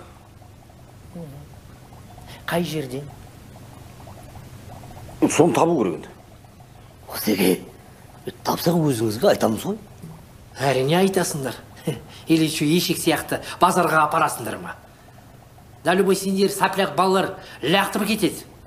Айтпақшы, сендер полицияға барасыңдар ғой,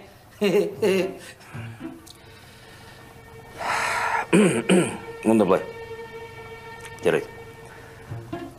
Қотанжардың жанында балалар қазба жұмысымен айналысып жатыр. Другое дело. Я в деле.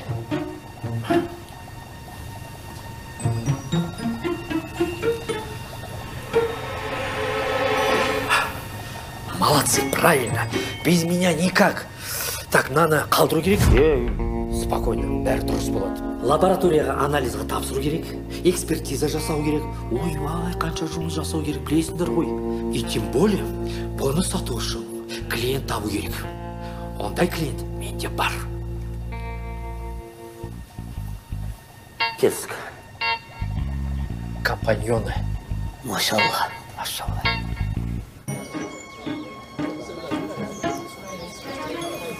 Саламатсыз ба, ағай? Сәлеметсің бе? Шаңырақ құтты болсын. Рахмет, ағай. Ертең ашылуға толықтай дайынбыз. Ты смотри, мынаны Қасқырбай кәдімгідей бере салдым, Кәдімгідей өзі бере салды. Бірақ ше, әзірше ешкімге айтпамаңыз. Сюрприз. Қалай, ұнады ма? Керемет, керемет. Жүрсеңші, одан да мен кешті көрсетейін. Іші вообще зор. Көрейік. Жүріңіз.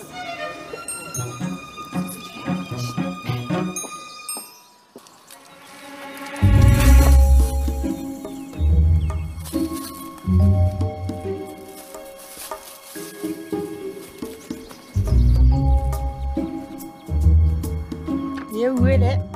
Туалетке жете алмай қалдың ба?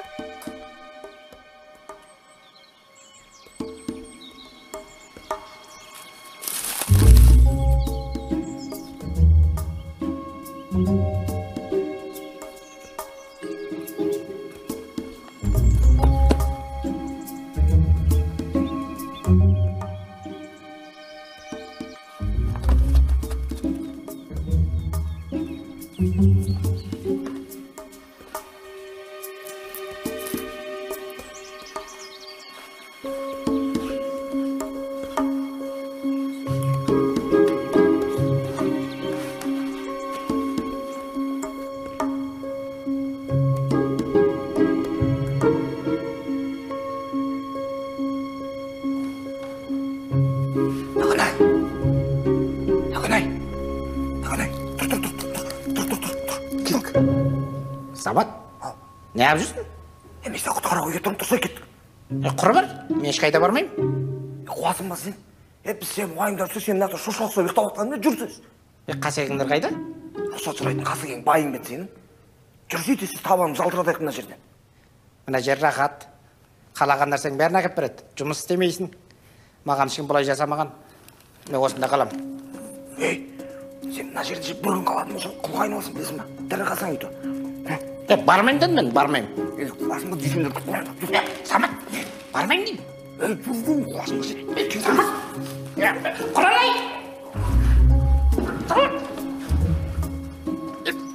Бармаймын сен. Құралай! Құлатасың не? Жүрдісің ба?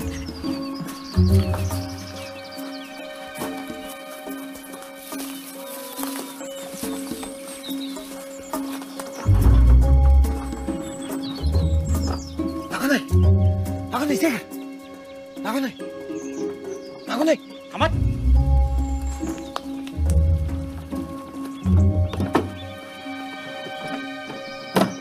Есіктен шықпайсың ба?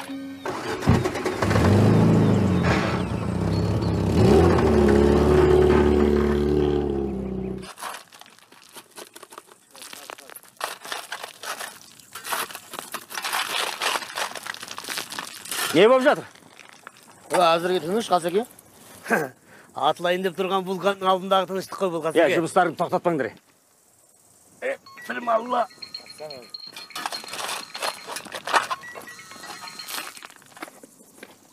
Ала, бәрі дайын ба? Уайымдама десең, бәрі шеке. Иә, ансамбль мен микрофон бәрін сөйлесіп Бақтыбаймен. Бәрін қатырып қойдым. Апам ертең келеді, апам келгенше бәрін тындырып қойыңдар. Нақынай қайда?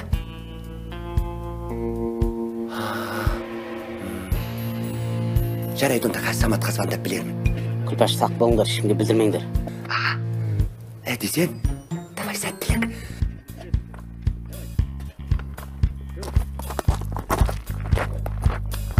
Самат.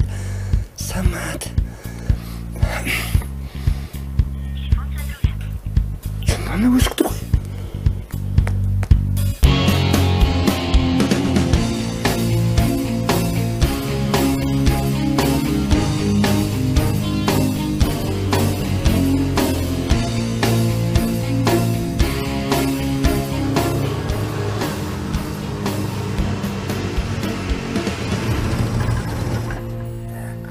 Оңға қарай ауылға кетсек, Қасекең жендеттер точно алдымыздан шығады. Солға қарай айдала ғой. Тауға кетіп қаламыз ғой. Қойшы ауылды кесіп өтетін ескі жол бар еді ғой. Сонымен кетеміз. Ол жол әлі бар ма? Саматпен жүрсең өлмейді.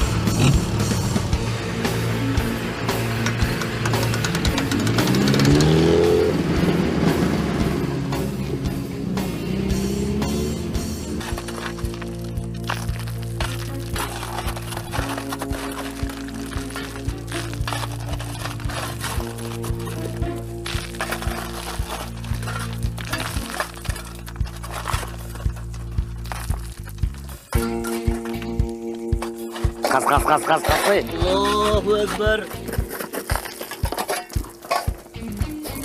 Қасеке, таптым. Әне, таптым.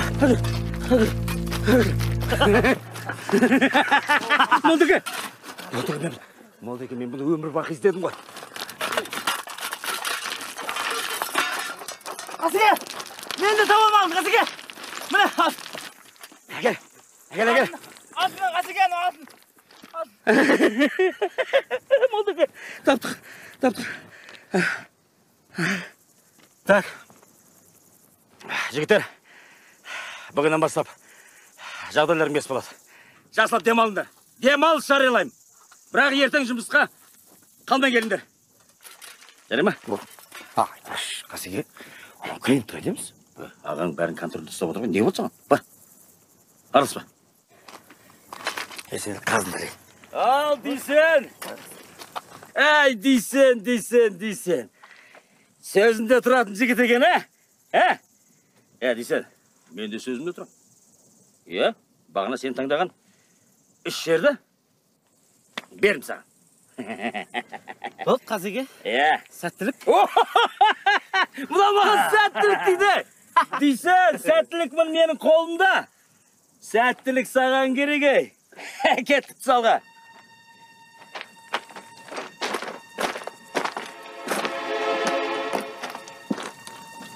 Құдай ақырын бер.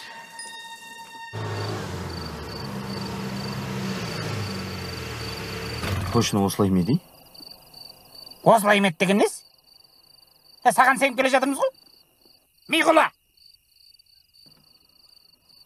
Адастық. Точно адастық. Бекер кеттім мына жақтан.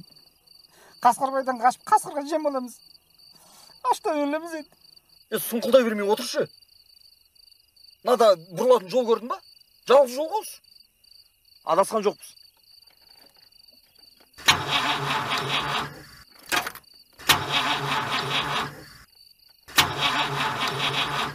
Бензинде жоқ па? Мені құтқаруға дайындалып келмейсің ба? Сенен басқа адам қалды ма ауылда? Бізге срочно бензин табу керек. Ана артта канистр мен шлангы бар да. Қойшылардан барып сұрап көрші, бензиндер бар ма екен? Өлсем де бармаймын. Түспесең отыр онда. Өзім барып келем.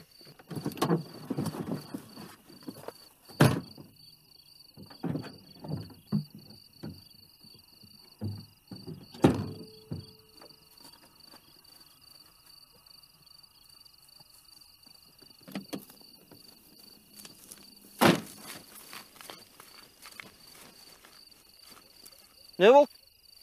Мен де барам. Жүр онда етер машинаны.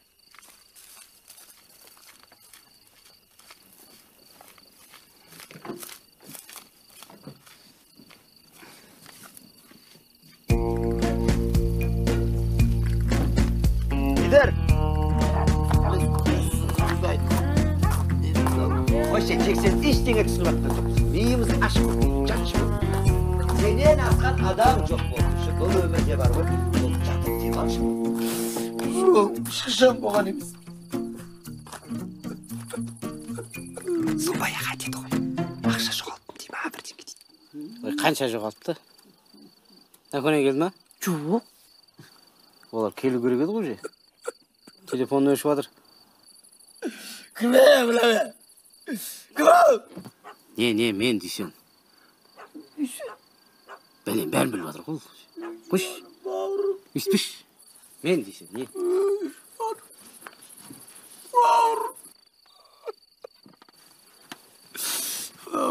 Қош, үспіш шексін.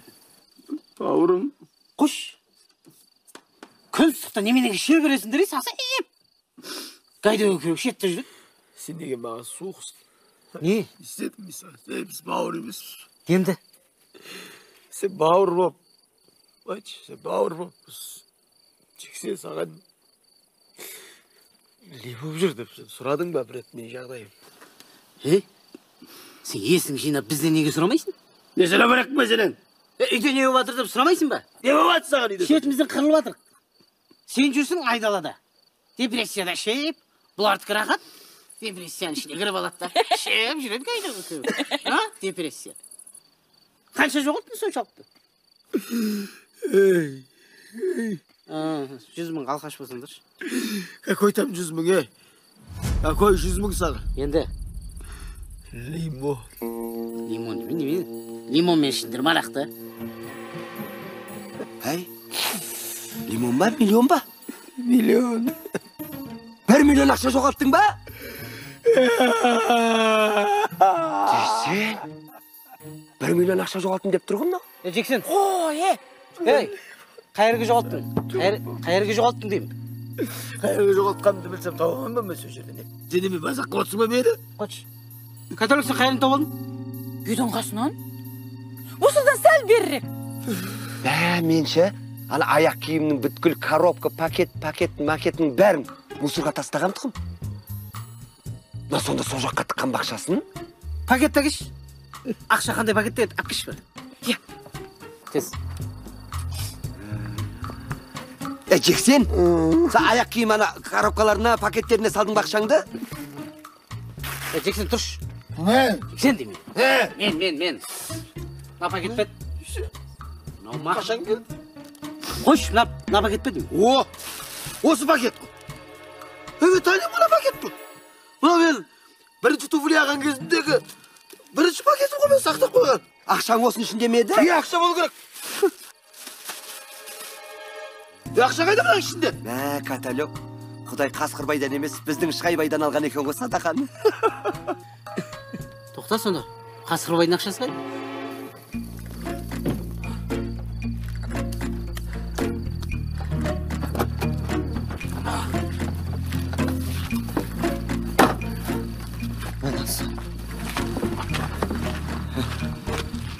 Ана үйге кіріп көрейікші. Может, біреу бар шығар.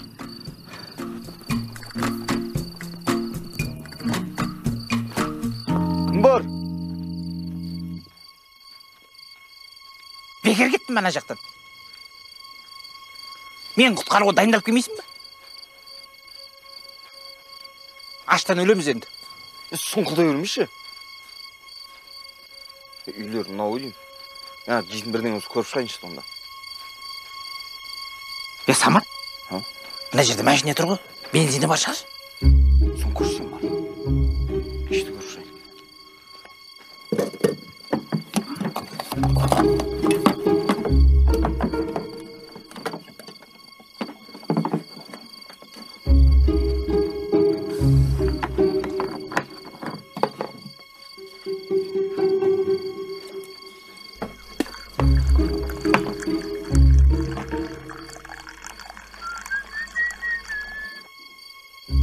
Хозяин!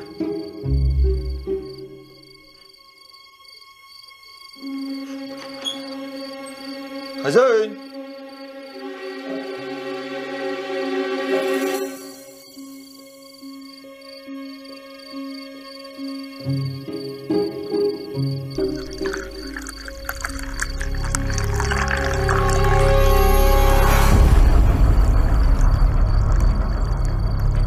Сәлеметсіз.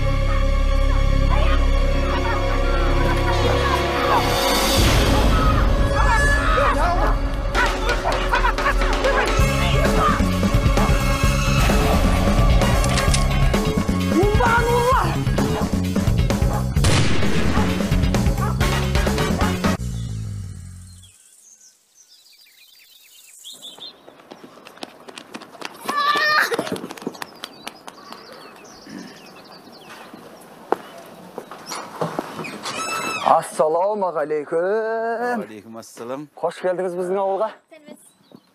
Саламатсыз. Сен жарадың ә? Мен емес. Ауылдың азаматы ғой, мынау халыққа қызмет көрсетіп жатыр. Сондайым ба? Ондай азаматтарға көмектесуіміз керек қой? Әрине, онымен тоқтап қалған жоқпыз.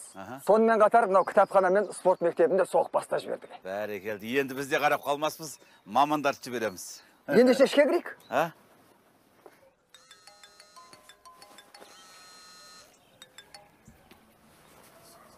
Да, молдық, айта бер. Тыңдап тұрмын.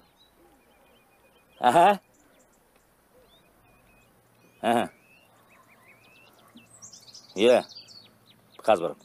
Барамдан мұң қазір, болды.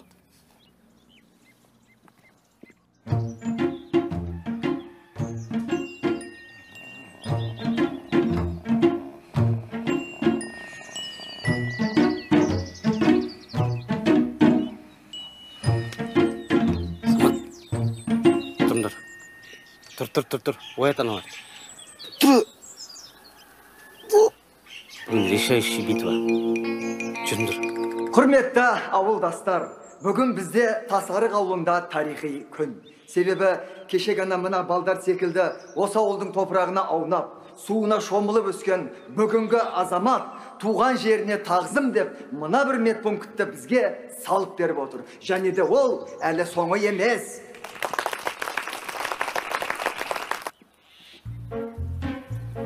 Жетістіріп істеп айтқан жоқ. Қасқарбай заби, Қасқарбай заби. Осека, ассалаумалейкум. Не болып қалды? Сәлематсыз ба? Лақап едім. Какая боль. Сендерді лақтырып жіберді. 5-0.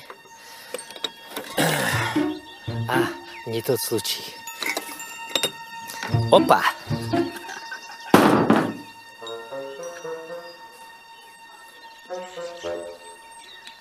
Осека, мынау не?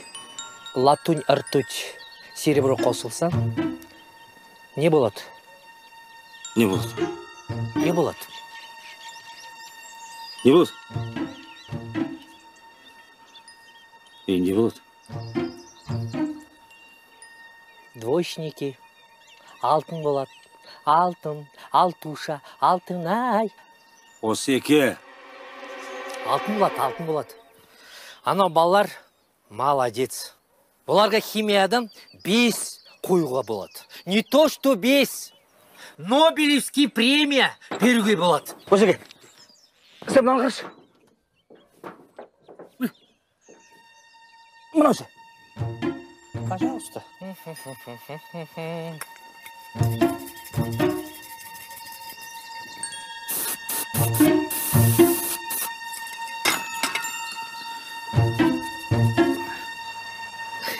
На.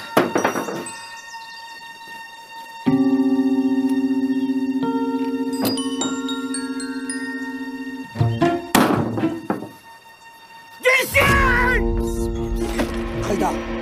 Кім қайда? Неше қайда деймін? Устройка жүрген шығар ол? Қайда устройка?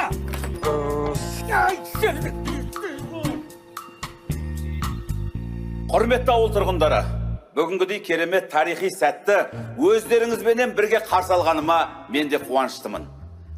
Қасекеңдей ауылдың болашағын ойлайтын азаматтар осы ауылдан көптеп шыға берсін. Мінекей көптен күткен біздің ауылымыздың тумасы, мақтанышы, Қасекеңнің өзі де кеп қалды. Қошемет, қарсаңыздар. Келіңіз, Қасеке, келіңіз.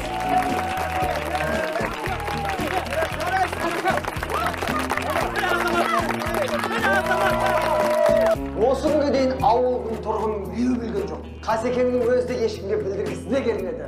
Десек те, бұл туған жерге деген осы бір махаббаттың бейнесін көрсетпеуіміз, біз әшкерлемеуіміз мүмкін емес.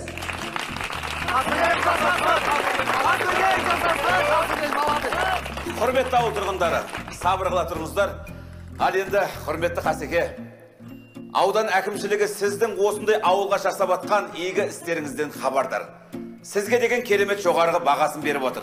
Сол себептен осы ізгі амалдарыңыз келешек ұрпаққа өнеге болсын деп, аудан әкімшілігі атынан Қасекеге осы ауылымыздың құрметті азаматы рәмісімен марапаттаймыз. Қошемет деп қояйық, Қасеке. Қолдақеңіз құтты болсын. Үлкенді бере қойыңыз. Қасеке! Қасеке! Қасеке! Келесі сөз кезегі Қасекеңнің өзіне берді. Қошемет!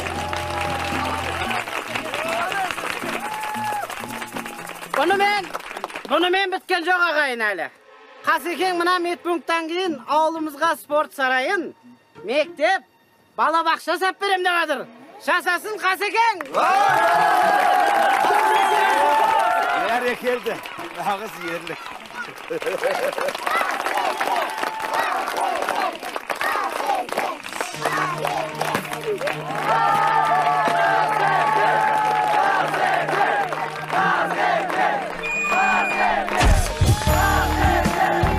Қалай жігіттер, шаршамадыңдар ма? Шаршамаңдар, бәрі қолдарыңда.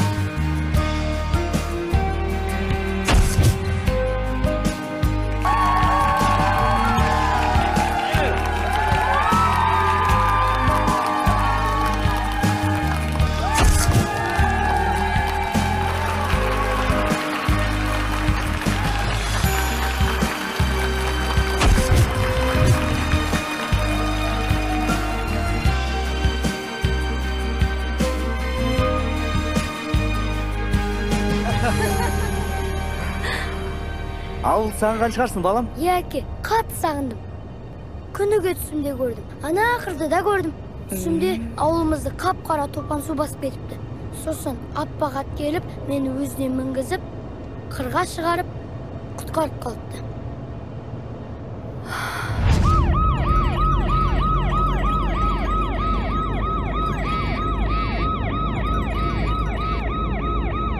Алло.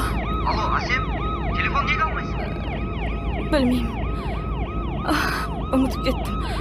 Алмадым ау деймін. Кеше ше? Кеше де. Талғат. Емге көп ақша қажет қой. Түсінесің бе? Тыңдашы, сен жалғыз емессің. Менде күш қалмады. Егер баламыздан айырылатын болса, мен не істерімді білмеймін. Мен ертең жетем қасыңа. Азын-аулақ ақша да бар. Сен мықты болып кетсің бе? Қазір сен Болатқа керексің. Маған да керексің. Алло. Алло. Асем.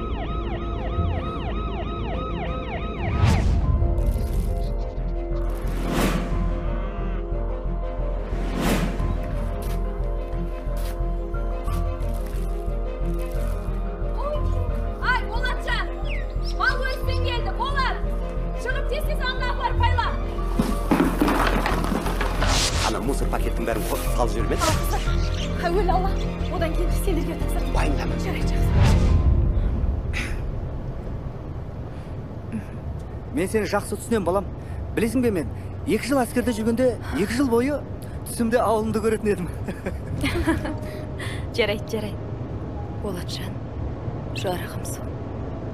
Сен үйде барлығы күтіп отырғанын білесің ғой, ә? Ағаларың, әпкелерің, тіпті көршілерің, барлығы да сені сағынды құлыным. Жаным. Ал, әкесі, тез етейік. Әке, осы жерге тоқтай аласыз ба? Ауылда аралап жүргім кеп тұр. Жарайды. Өздеріңіз жүре беріңіздер. Әкесі.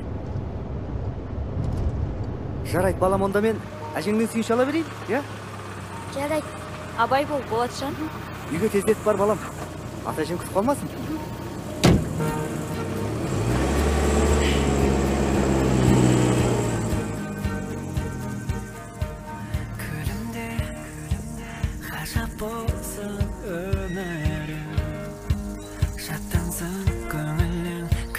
Ассалаумағалейкум, ата. Уалейкумассалам. Машалла. Ғұмырлы бол, балам. Ғұмырлы бол. 1, 2, 3, 4. 1, 2. Ассалаумағалейкум, несің көке? Уағалейкум ассалам. Қалай? Жол болсын, люк. Дайынсың ба бізге келген? Дайынмын, көке. Ертеңнен бастап келем. Боп, жарайды. Ассалаумағалейкум. Қалайсыздар? Болат Батыр, қош келдің, қалайсың? Жаным, қалайсың, жақсысың ба? Сағынып қалып қой сен, жаным. Рахмет, мен де сіздерді сағындым. Кешке барамыз үйлеріңе. Иә, келіңіз. Не қылайын, оталдырайын ба енді? Қоя тұрайын, өлтіресіне мұжы бе. Көтер, аха. Болды. Енді қарғал. Құтты болсын, көке. Арыстан асылмаймын. Аттай болсын ғой. Рахмет, бәрі жақсы. Тап-таза жазылып келдім. Бәрекелді, жігіттегі солай болу керек. Арыстан, ана әкең айт. Кешке үйіңе барамыз, қойын соя берсін. Мақыл ма? Айтам. Жақсы. Ақшаға емделген балаға ма? Біздің деп айтпай, қош Қасекең ақша сол.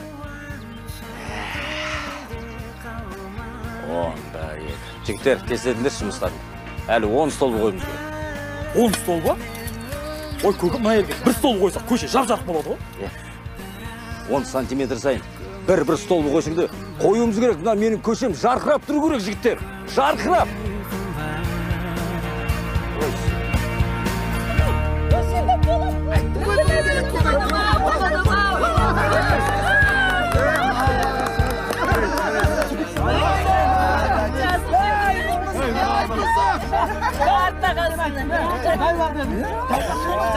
Қанша жасам да қоя.